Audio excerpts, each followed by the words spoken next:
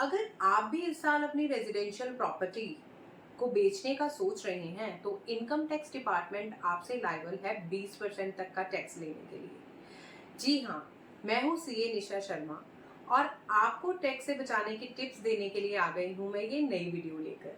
आपने सही सुना, अगर आप इस साल 2024-25 में अपनी कोई रेजिडेंशियल प्रॉपर्टी बेचना चाहते हैं, जो प्रॉपर्टी आपने ओन की है फॉर मोर देन 2 इयर्स, आप उस प्रॉपर्टी को बेचते ही 20% तक के टैक्स के लिए लायबल हो जाएंगे।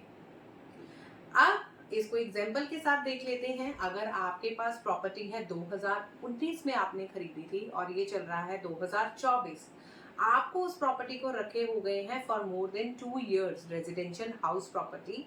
तो आप उस प्रॉपर्टी को अगर आज की डेट 15 मई 2024 पे बेचते हैं तो आपको इस प्रॉपर्टी की सेल प्रोसीड पे 20% लॉन्ग टर्म कैपिटल टैक्स देना पड़ेगा, क्योंकि आपको लॉन्ग टर्म कैपिटल गेन पे 20% टैक्स देना पड़ सकता है डिपार्टमेंट को। इस वीडियो में हम सीखेंगे कि कैसे हम उस टैक्स को सेव कर सकते हैं।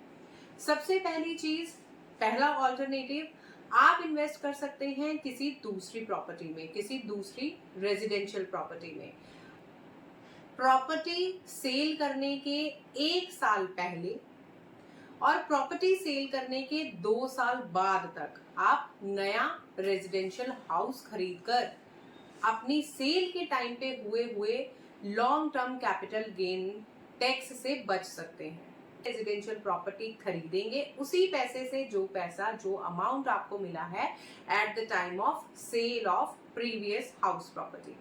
ये हो गया आपका पहला ऑल्टरनेटिव। दूसरा ऑल्टरनेटिव ये है कि आप within 6 month of sale of that property national highway के बॉन्ड्स खरीद सकते हैं, लेकिन इसमें लिमिट है कि 6 महीने के अंदर अंदर आप सिर्फ 50 लाख तक की ही इन्वेस्टमेंट कर सकते हैं और उसमें लॉक इन पीरियड हो जाता है आपका, जिस लॉक इन पीरियड के खत्म होने से पहले आप अपनी इन्वेस्टमेंट अमाउंट को मैच्योर नहीं करवा सकते हैं।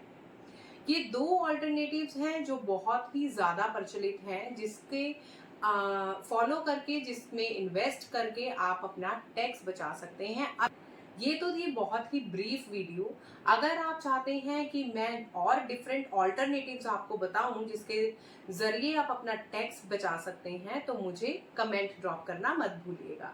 Till then, subscribe my channel Shriji Commerce Classes for more such tips and tricks of income tax and kindly like the video.